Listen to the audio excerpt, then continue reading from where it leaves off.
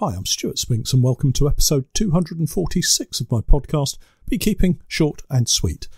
In my last podcast, I was discussing the more serious honeybee diseases, AFB and EFB. This time it's the turn of the not-so-tricky pests and diseases such as Chalkbrood and wax moth, but also, possibly the biggest threat to our colonies, the Varroa Mite.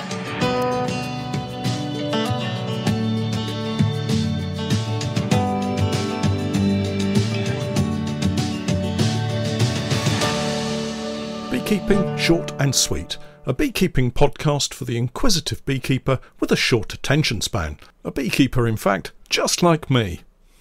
Hi everyone, I'm back from my travels. Welcome once more to the podcast. As I mentioned in the last podcast, I was off to see Beth, my youngest daughter, over in Pennsylvania. Well, I'm back and have returned with a dose of the COVID virus.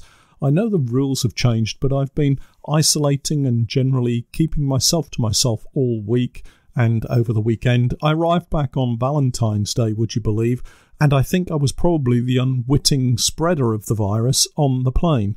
Sorry to all my fellow travellers, but it just shows you how easy it is for these things to move around. I had a fantastic time in the States.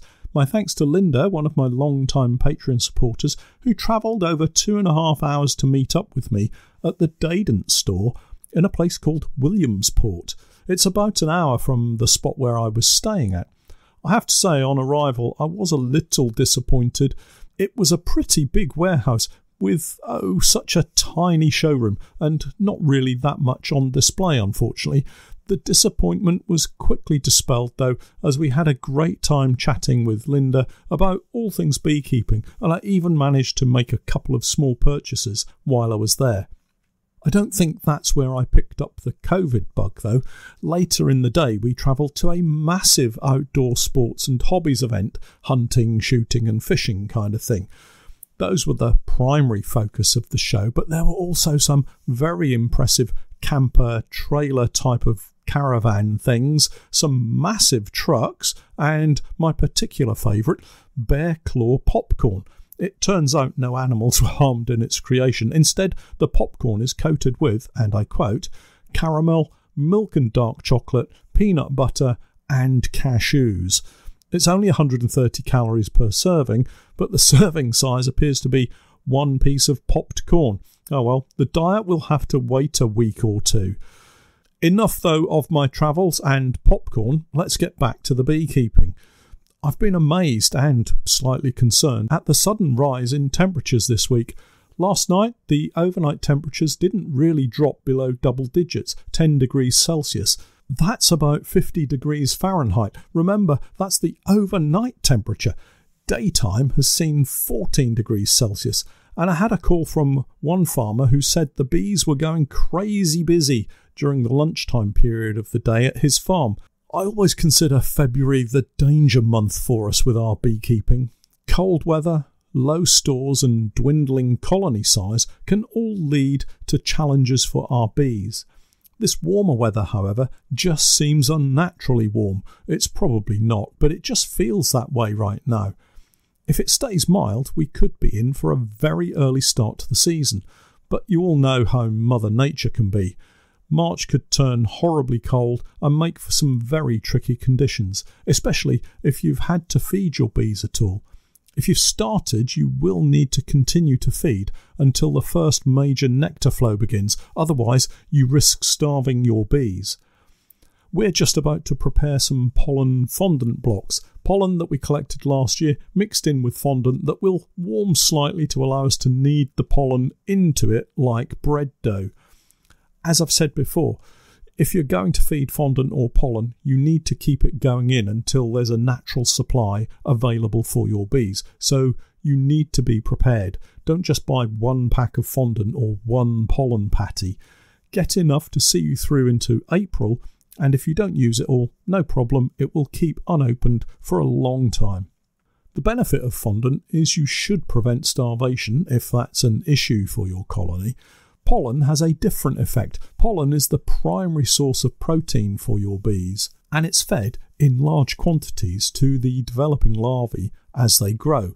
More pollen means more brood can be sustained, and that means colonies can grow faster. all other things being equal, of course, weather, colony size and that kind of thing. Growing a large colony in spring might be exactly what you want to do because you have a plan in place. But don't just feed pollen subs because others are doing it. Bigger colonies early in the year can get congested. This can lead to swarming or, worse still, the spread of disease when colonies get shut down due to poor spring weather. If you're feeding pollen sub, do it because you have a reason to, not just because you heard other beekeepers saying that they were doing it. Today's main topic is a follow-up on the pests and diseases front. Thankfully, not all pests and diseases are as destructive as the foul brood diseases. I guess the most important of all the remaining pests is the Varroa Mite, Varroa destructor, an appropriate name if ever there was one. If left unchecked, it will ultimately destroy your colony for the most part. I know, because it's happened to me several times. But it's not the Varroa by themselves that are doing all of the damage. The Varroa Mite acts as a vector, sciencey word for carrier really. The Varroa Mite very often brings with it a range of other diseases that do a lot of the damage, deformed wing virus for instance. That said, a lot of the damage results as a consequence of the life cycle of the Varroa Mite. Let me explain. The mites themselves are quite small but easily visible to the beekeeper when inspecting. They measure around 1.5 millimetres wide by about 1 millimetre long, a kind of chestnut brown colour with legs quite visible. These are the female mites. They wander into open cells just as they're about to be sealed, and once secure inside, the female lays her eggs, the first of which is normally male, and then female over a couple of days. The eggs, normally around 6 or 7, hatch into immature mites, and of these, generally only 2 or 3 will survive to the adult stage. Now here's why they can be so destructive. While inside the cell, these newly hatched mites will feed off the developing pupa, passing on viruses and generally stunting its development. After 21 days for honeybee workers or 24 days for drones, the adult bees emerge, releasing the adult Varroa into the hive, and the cycle continues, but this time with a population increase in Varroa. If you have a generally light load of Varroa in the spring, you probably won't see much, but they'll be in there increasing their population, increasing their numbers over the entire active season. It's when we reach our autumn phase in this active season that you'll probably notice any colonies with very high populations of Varroa, and at that time it could well be too late for them to recover. What happens in the hive at that time is the queen slows down her egg laying and the area of brood decreases. But that coincides with the peak of the Varroa population, meaning there are far more Varroa for the limited worker brood cells being produced. What might have been 1 or 2 iffy-looking cells in the summer suddenly becomes many hundreds, and the beekeeper suddenly sees them and is surprised by it. If you're checking all summer long, you'll spot the Varroa and can do something about it earlier and help the colony survive. It's why I recommend disease inspections all the way through the active season. There are lots of opportunities to reduce the Varroa population within a colony, and really, for me, that's all I'm seeking to do. The reality is, our hives are visited by drones from other colonies regularly, particularly in the early part of the season, and these may well be carrying Varroa on their backs. So don't ever think that you've removed all of the Varroa. Think of it in a similar way to getting an MOT for a car, for instance. It might be fine on the day of the MOT, but something could be wrong the second you drive the car away from the MOT testing station. And it's just like that for our beehives. You turn your back, a drone laden with Varroa pops in, and the battle continues. So reducing Varroa populations, and there are of course so many ways to do this, is a really good way of keeping your bees in good health. There are the obvious chemical routes, thymol, amitraz, oxalic acid, formic acid, all very effective at killing Varroa, but there are other methods too that don't involve chemicals. Drone brood removal is probably the easiest. Queen trapping is another method, not quite as easy, but effective nonetheless. We've tried most methods over the years, and we're still trying to find that perfect combination, if in fact there is such a thing. Winter oxalic acid treatments work really well when there is a broodless period, but you have to be sure your timing is right if you're only treating once. Drone brood removal is also a very effective weapon in our armoury and one we use regularly. In an urgent situation, a shook swarm treatment is also a really effective way of dropping Varroa population numbers massively. Just bear in mind that whatever method you use, there's always the need to remain vigilant and be ready for the next Varroa population boom. The bottom line is well-managed colonies are unlikely to struggle too much if those Varroa populations are controlled, either by the bees themselves or by the beekeeper.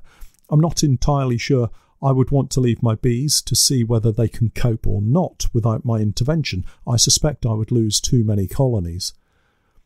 Thinking in terms of the minor brood issues, we generally think of 4 different types: chilled brood, bald brood, sacbrood and chalkbrood. Chilled brood is most likely to happen around late winter and into spring, sometimes caused by over-eager beekeepers, but sometimes just a natural consequence of a colony growing fast in warm late winter conditions before getting hit by a very cold spell, not unlike the beast from the east that we endured a few years ago. So what's happening? Well, late winter is when colonies tend to grow fast in preparation for the spring push into reproductive mode, swarming to you and I. Colonies build up brood as the weather warms up, but the number of workers remaining after that winter period is relatively small, and it takes a lot of effort to maintain the correct brood nest temperature for larval development. If the temperature falls dramatically for any reason, the brood towards the outer edge of the brood nest becomes at risk of that hypothermic shock and of dying. It happens because falling temperatures within the brood nest area will cause the worker bees to cluster again, and an insufficient number of workers will leave that outer edge of the brood nest at risk. So how can you tell if this is in fact what's happened to your colony?